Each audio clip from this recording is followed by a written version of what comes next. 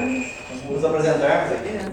Meu nome é Carlos e o Rafael. A gente vai fazer o trabalho para apresentar nosso artigo aqui de modelagem de banco de dados de capacitor em série, com os ensaios feitos no ATP, na ATP Draw.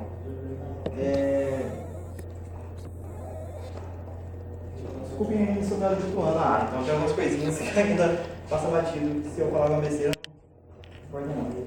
Então, primeiro vamos passar pelos objetivos que a gente tentou alcançar com esse trabalho, né, com esse artigo, que é apresentar o desenvolvimento de uma rotina Models no ATP para modelagem da proteção de um banco de dados, de um banco capacitor série, perdão. Serão apresentados conceitos envolvidos no funcionamento de um banco de capacitor série e de sua proteção, e também a estrutura da rotina Models, e demonstrar também que na prática, né, na parte de engenharia elétrica, tipicamente a gente recomendamos recursos de apoio computacional para fazer essas análises, para não ter que testar na prática lá se o sistema vai funcionar ou não. Então, essa é a imagem de um banco capacitor em série. Tá? Qual seria a sua função então, inicial? Eles diminuem a reatância série nas linhas de transmissão, proporcionando aumento da capacidade de transmissão e potência da linha, aumento da estabilidade do sistema, diminuição da necessidade de equipamento de controle de tensão, melhor divisão de potência entre as linhas e redução de perdas na transmissão.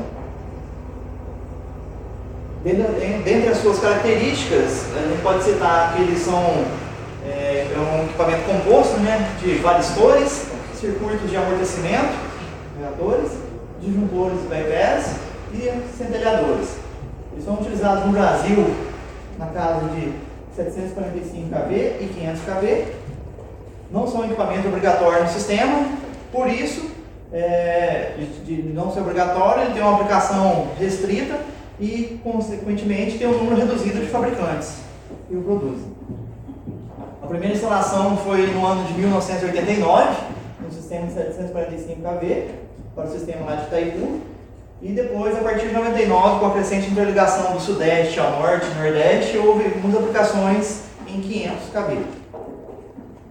Esse é um projeto, como demonstração, um projeto chamado Stuckman, lote C, que engloba 3 subestações. Tem a subestação Lechuga, Oriximiná e Silves, onde a Comunerg executou a montagem de 8 bancos de capacitores desse tipo de 500 kV. Complementando, ali está toda a lista de equipamentos utilizados no banco de capacitores que a gente reforçou ali, que é composto por vários outros equipamentos. Então ali tem toda a lista, tem as plataformas, os racks, os varistores, os circuitos de amortecimento, está tudo listado ali com a quantidade de material utilizado. Aqui vamos passar por uma parte demonstrando os tipos de capacitores de série. Esse é o capacitor centelhador simples. Ele é composto de um capacitor, de um circuito de amortecimento, de um centelhador e de um disjuntor. Ele opera, o centelhador dispara e desvia a corrente do capacitor. O disjuntor é fechado logo após o disparo do centelhador. E algum tempo depois da eliminação do defeito, o disjuntor é aberto e o banco é reinserido. Já o capacitor centelhador duplo, ele vem com dois centelhadores e 2 disjuntores. Tá? A função dele o centelhador G1 dispara e desvia a corrente. Eliminada a falta do disjuntor D1, abre a linha, é ligado. Neste ponto, o banco é protegido apenas pelo centelhador G2, que fechou o segundo final, enquanto o G1 se recupera, e em seguida o disjuntor D1 é fechado novamente. Em caso de falha no banco, o disjuntor D2 fecha também. Capacitores com varistores, então ele já tem no circuito de amortecimento um capacitor, a inclusão de um varistor, o centelhador e o outro disjuntor. Então, com a sobretensão do capacitor igual ou superior ao nível de disparo, o varistor passa a conduzir devidamente a corrente. O centelhador G é disparado quando a proteção do varistor detecta a sobrecarga, e o disjuntor, então, em seguida é fechado.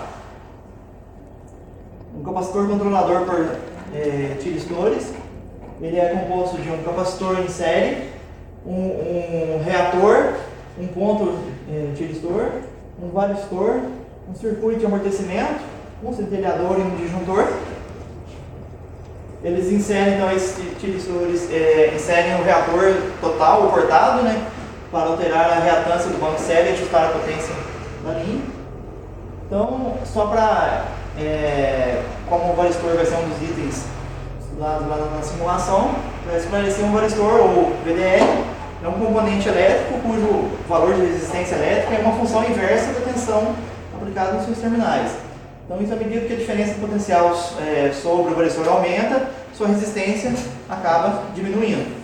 São geralmente utilizados como elemento de proteção contra transiente de tensão em circuitos, como por exemplo, os filtros de linha.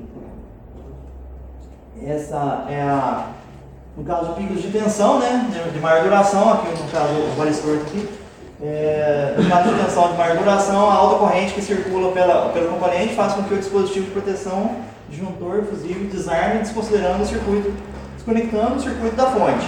Então, o varistor protege o equipamento desviando a sobretensão ou a sobrecorrente. Ele comporta-se como um curto-circuito desviando para a terra.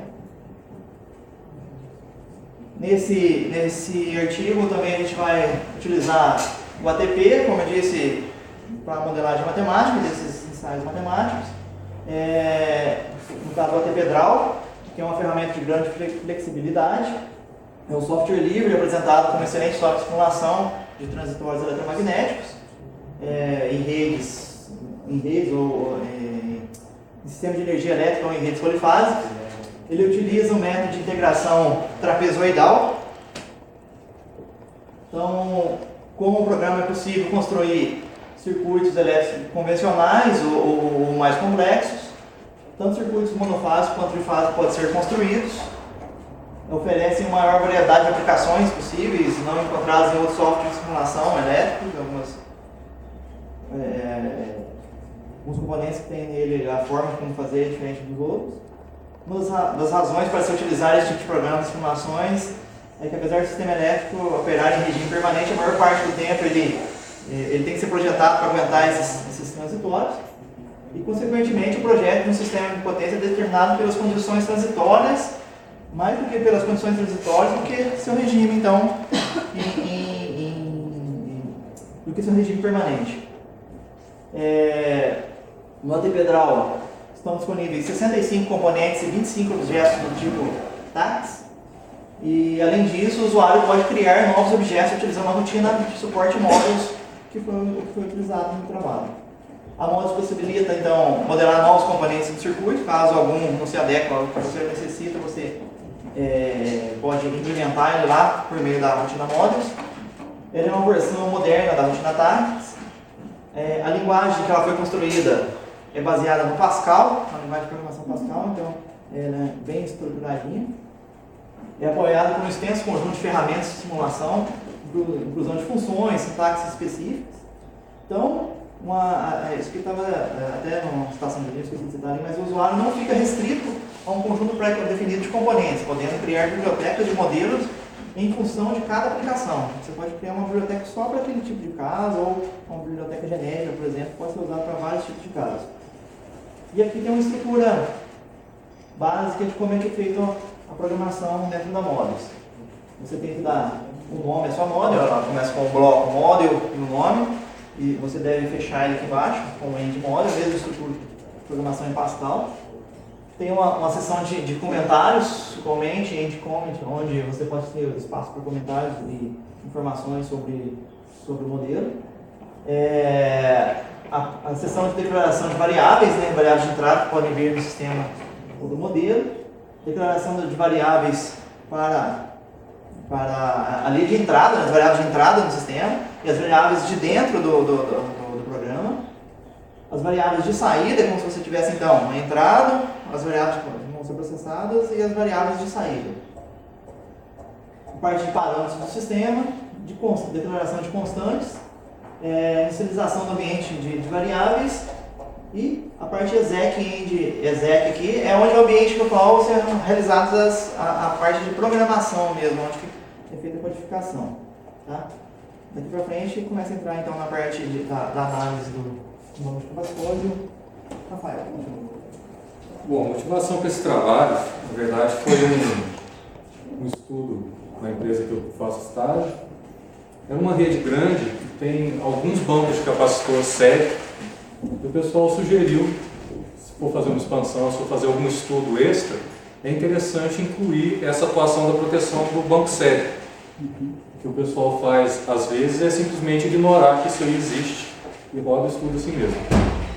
Então aqui tem a rede modelada, ela é grande, tem 2 telas aí para ela.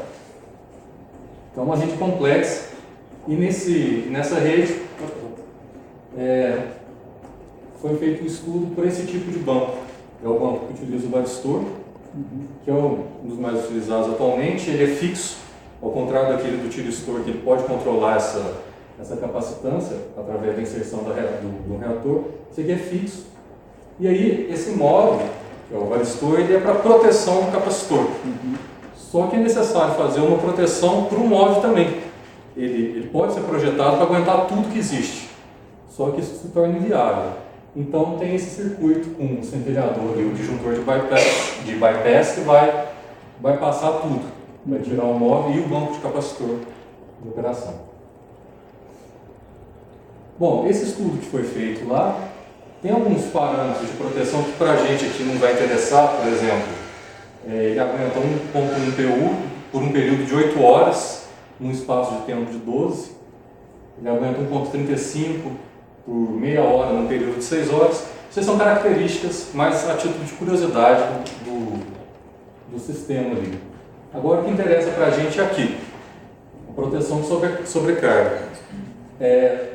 O banco ele tem TCs que monitoram as correntes e caso essa corrente exceda um limite, vai ativar aquele centelhador, vai ativar o bypass.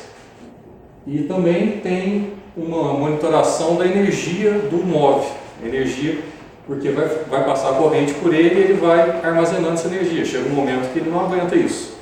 Então essa energia também tem que ser monitorada. E ele também monitora a tensão sobre o capacitor, que tem um limite. Então tem a corrente, que pode ativar a proteção, a tensão sobre o capacitor e a energia no varistor. São essas 3 variáveis. Tem um atraso, esse atraso aqui ele é variável em alguns estudos que eu vi. Até a corrente ser medida e chegar no sistema de proteção tem um pequeno atraso ali de 1,5 milissegundos. Isso pode ser necessário levar em consideração, dependendo da energia que tiver envolvida, esse 1,5 milissegundo pode ser crítico. E na simulação aqui eu também estou levando em consideração a atuação do disjuntor de linha.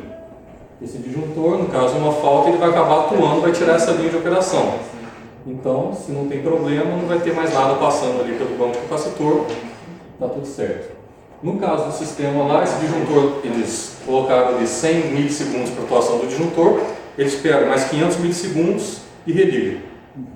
Se ainda estiver na condição de falta, mais 100 milissegundos para ele desligar e ele não liga mais. Essa aqui é a ordem de atuação da proteção. Então, no tempo zero ocorre uma falta, entre 0 e 100 milissegundos é aquela atuação do disjuntor. Então, entre 0 e milissegundos vai ocorrer, no banco, vai ocorrer o envio da ordem do bypass. Em 100 milissegundos o disjuntor atua, tira a linha de operação. Nesse instante o capacitor já deve estar bypassado. Então esse processo aqui tem que ser menor do que os 100 milissegundos. Entre 100 e 600 é o tempo que o disjuntor espera para tentar o religamento.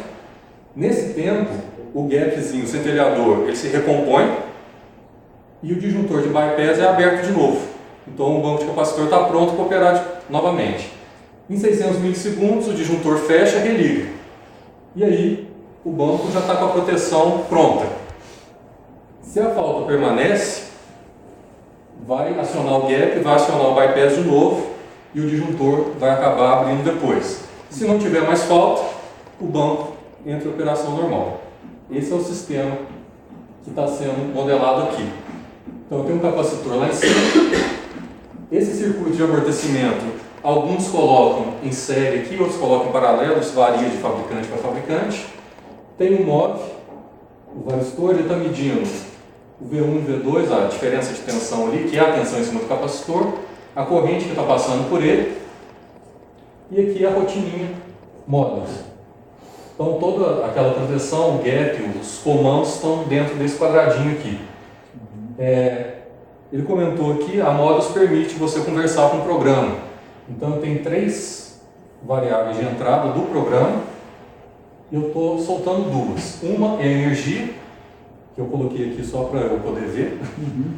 E aqui é um trick, um gatilho para esse disjuntor de bypass. Esse disjuntor aqui eu usei uma tax do próprio ATP, já está pronta. Então ele permite um gatilho aqui, ele fecha e está tudo resolvido. E ali um disjuntor de linha, que é aquele que vai sair.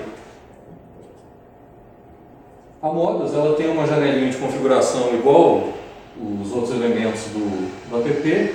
Isso aqui você escolhe, você que vai dizer o que vai ter nessa janela aqui. Então no caso eu estou usando ali um atraso, a tensão nominal do capacitor, a tensão nominal do varistor, o passo de integração que eu usei no caso e a energia máxima que o varistor vai aguentar. E aqui só a título de curiosidade o comecinho da rotina, como que ela funciona. As variáveis de entrada são as que vêm do circuito, as variáveis de saída eu escolho, esse data aqui são as variáveis que estão na janelinha de configuração. Então você tem que ir lá e colocar essas variáveis. Você declara as variáveis que você vai usar, inicializa essas variáveis com os valores e começa o programa. A Modus permite você usar for, permite você usar ifs. Então é uma programação interessante, permite muita coisa, dá para fazer muita coisa com ela.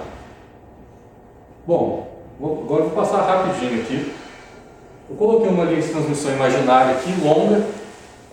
Vou dar uma falta aqui, uma no meio, uma no começo e vamos ver como que o programa responde. Na falta distante, a tensão do capacitor subiu um pouco, mas não houve atuação da proteção. Essas correntes em verde, se a gente olhar aqui na escala, está em torno de 0,15 A. O MOV chegou a conduzir alguma coisa, mas muito pouco. Então, essa situação está tranquila, está tudo funcionando. A energia que o MOV acumulou nesse período foi ali de 11 joules, desprezível praticamente. Agora chegando a falta um pouco mais para perto, mais ou menos no meio da linha. Agora, o capacitor ainda está firme ali, está funcionando. Mas essa corrente do varistor já foi lá para cima. O que acontece? Ele tem que esperar um tempo antes de atuar a proteção dele. Se isso aqui, no caso aqui eu parei minha simulação em 100 milissegundos, se isso aqui permanecesse sob essas condições, ia estourar o limite de energia e ia atuar a proteção. Para 100 milissegundos ele aguenta, para mais já não dá para garantir, a corrente já está muito alta. Então a energia nesse caso, nesses 100 milissegundos, já chegou ali em torno de 700 mil joules. E aí eu fiz justamente esse teste. Eu extrapolei a simulação até 350 milissegundos. Então chegou um momento aqui que o capacitor zerou, foi bypassado. E essa corrente em verde é a corrente do bypass. Então ela está em zero aqui e de repente passa tudo pelo bypass.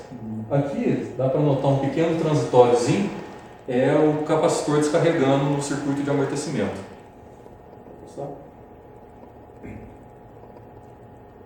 Bom, vai aceitar fora do lugar. Mas uma falta no começo da linha. Realmente está fora do lugar.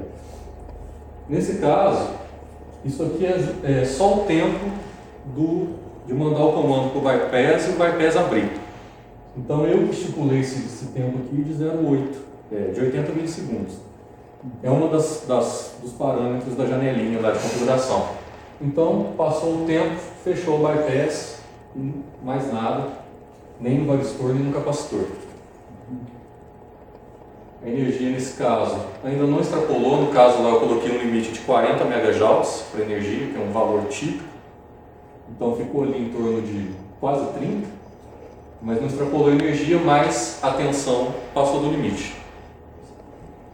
E aqui um exemplo completo com a atuação daquele disjuntor de linha. Então é uma falta no começo da linha, então atua aqui logo no começo, 500 milissegundos depois o disjuntor religa, tenta religar, mas a falta ainda está lá. Então ele espera de novo aqueles 80 milissegundos, que é o tempo para vai passar de novo, e fecha de novo. Se a falta tivesse sido eliminada, isso aqui voltaria, o capacitor voltaria a funcionar normalmente.